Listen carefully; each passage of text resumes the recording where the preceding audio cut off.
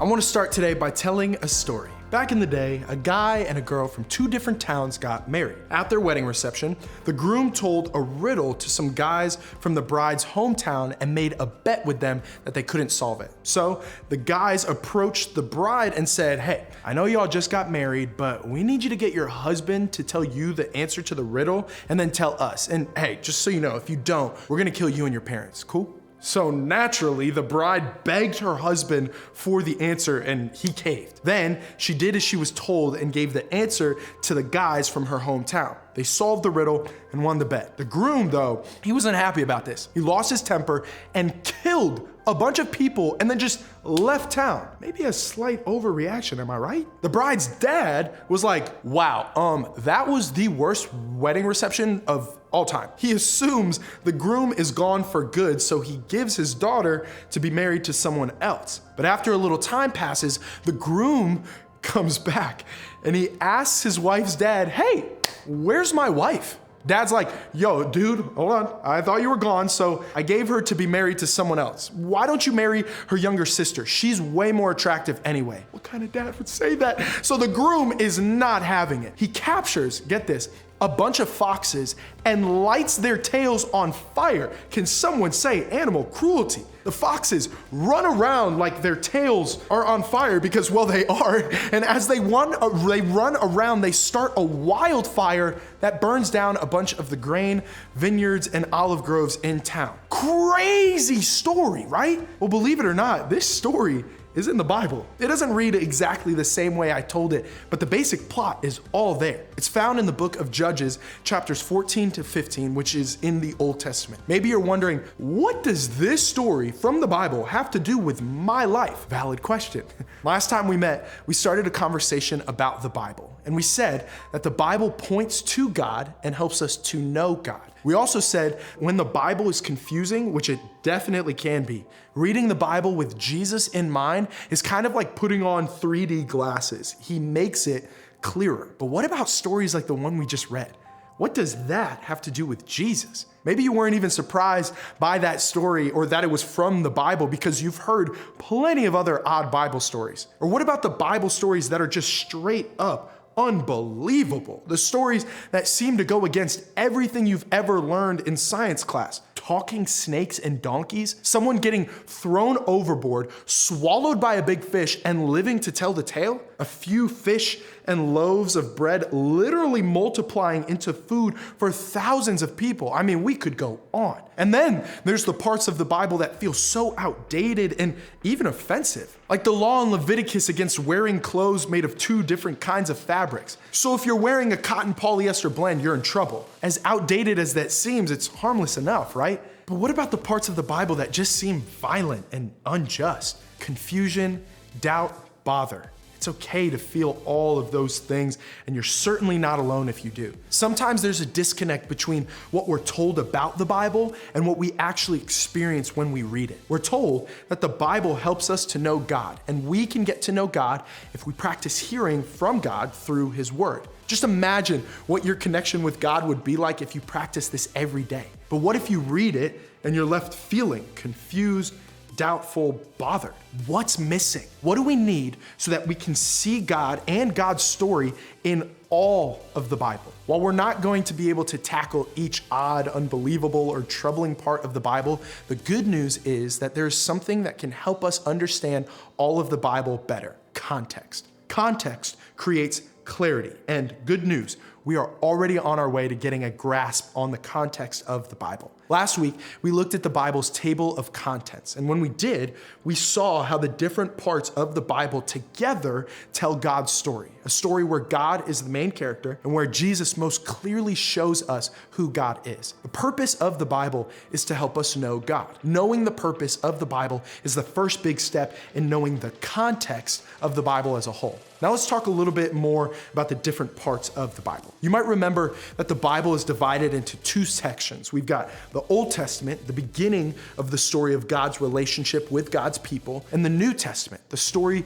continued with the life, death, and resurrection of Jesus and the beginning of the church. From there, each section is divided into several different writings that we call books. There are 66 total books, and while they all work together to tell God's story, they do so in unique ways. For example, some books are full of poetry and praise, and others are full of laws for God's people. There's some books that record historical events, and other books that have lots of advice for right living. There are plenty of letters to and from different people all over the world. That's quite the collection, really. And it's no wonder that sometimes we're confused when we read the Bible. All of the books of the Bible are bound together in one cover, but the Bible isn't just one book. So when we open up the Bible and start reading it without understanding we are reading one of 66 unique documents, we're missing something huge. Context. Context matters. It changes how we understand everything we read. Sometimes it's helpful for me to think of it this way. I'm not reading a book. I'm reading a letter written to a specific group of people living in the first century. Pieces of wise advice a father wrote down for his son. A history book recording everything that happened. A song written to God by someone who knew God well. Maybe an eyewitness account of someone who actually hung out with Jesus. So we're gonna look at two passages, and the first is from 2 Timothy. This is what we know about the context. It's called 2 Timothy because it was the second letter written to a guy named, wait for it, Timothy. The Apostle Paul, a mentor and close friend to Timothy, is the one who wrote it. And Timothy was a pastor of a church in Ephesus, a church full of people who were struggling with all kinds of things. And this is what Paul writes. Only Luke is with me. Bring Mark with you when you come, for he will be helpful to me in my ministry. I sent Tychicus to Ephesus. When you come, be sure to bring the coat I left with Carpus at Troas. Also, bring my books and especially my papers. Context makes this make sense. Paul left his jacket and wants Timothy to bring it back. We know this because we know that this passage comes from a letter written from Paul to Timothy. Let me give you a second example. If you've been around the church for a while, then you've potentially read or heard this very popular verse. For I can do everything through Christ who gives me strength. With no context, this verse could mean just about anything we want it to mean. I can dunk on a 10-foot basketball goal through Christ who gives me strength. Finally, right?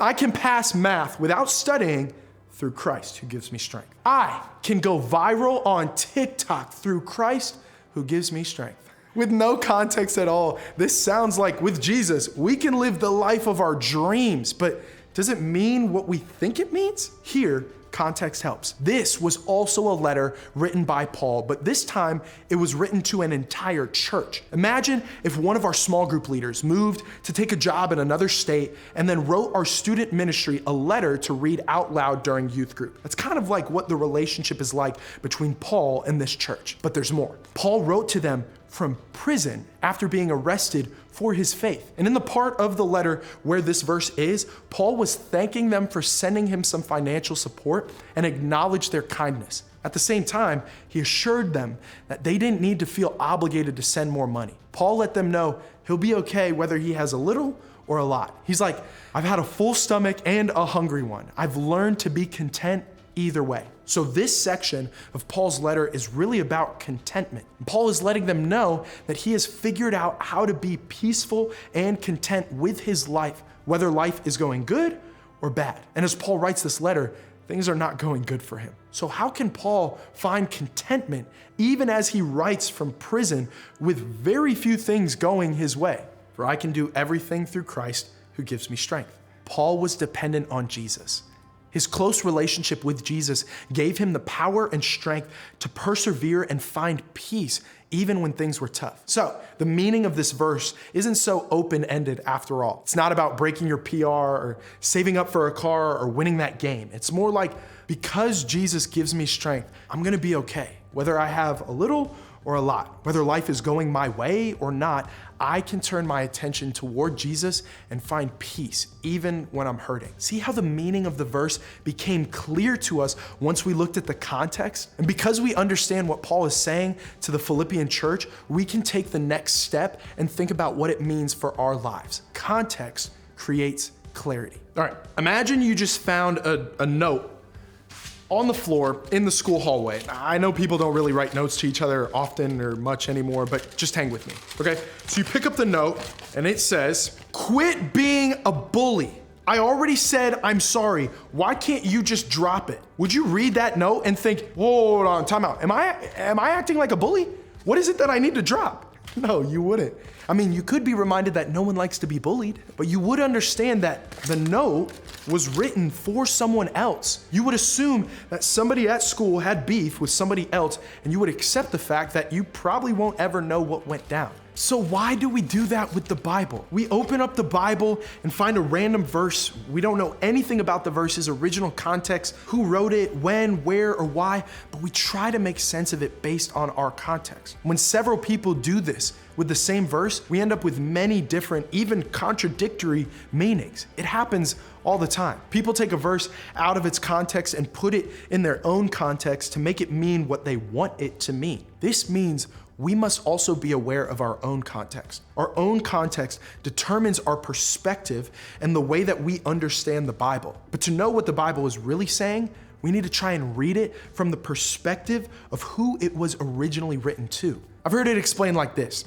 The Bible was written for us, but not to us. It was written for us because God knew all along that we would be born and live at this point in time, and it was God's plan to help us know God through these writings that have been passed down from generation to generation. But at the same time, the Bible was written thousands of years ago in a cultural context very different from our own. If we want to know what the Bible is saying, we have to ask the question, what did this mean for them in their context back then? And once we know that, we can then ask ourselves, what does it mean for us in our context today? Earlier, we acknowledged that some parts of the Bible seem odd, unbelievable, or troubling. You may have a specific passage or verse in mind, something that just doesn't sit well with you. Knowing the context of difficult passages in the Bible can help us make sense of them. Keep asking questions and keep looking for answers. It's worth noting that some parts of the Bible describe what life looked like back then, but they're not saying what life should look like today. And let's not forget that all of the Bible is telling one story, a story of God's love for all people. When you read the Bible, even the difficult parts, read it with Jesus in mind. If we forget that the point of the Bible is to help us know God, and if we don't know the context of what we're reading in the Bible, we're just taking our best guess at what it means. And since the point of the Bible is to know God, then we don't want to just mess around with what it's saying. It's worth it to spend the time and do the work to study the Bible, to learn the context and get clarity. God is worth it. So, next time you come across a part of the Bible you don't understand, try asking these questions. First, who wrote it and who was this written to? Sometimes a passage doesn't make sense to us because we don't understand who the audience is. So, start there. Second, why was it written down? 2 Timothy was written to encourage a friend in his leadership as a Christian. Philippians was written to remind a group of people that they were loved by God and Paul, the author of the letter, and to encourage them to keep following Jesus. When you can figure out the why, it can make what was written more clearly and more easily understood. Third question you can ask yourself, what made people think this information should be written down or saved? What impact could this have had on the first people who heard it? And finally, this last question, is it helpful to me or not? The whole Bible is important, but not all parts are equally helpful to you every moment of every day, and that's okay. A tip could be to read a passage of scripture until you bump up against something that is helpful and then stop there. Think about it. Maybe write down a few thoughts on why it's helpful and what you plan on doing with it. The Bible is a gift from God to help us know God and become the person we were created to be in the process. But for that to actually happen, we need to do more than just closing our eyes, opening to a random page, and just reading the first words we see. Because the Bible was written in a different time and place, we're gonna be confused sometimes, but context creates clarity. And clarity helps us find God in every story on every page. And it's impossible to find God and not be changed for the better. So what if you and I made the decision to, despite sometimes feeling confused, look at the Bible with courage? Instead of giving up when things don't make sense, let's remember the prize, knowing God, and put in the effort to learn about the context of the Bible. Ask God to give you the curiosity to uncover the meaning of what's in the Bible.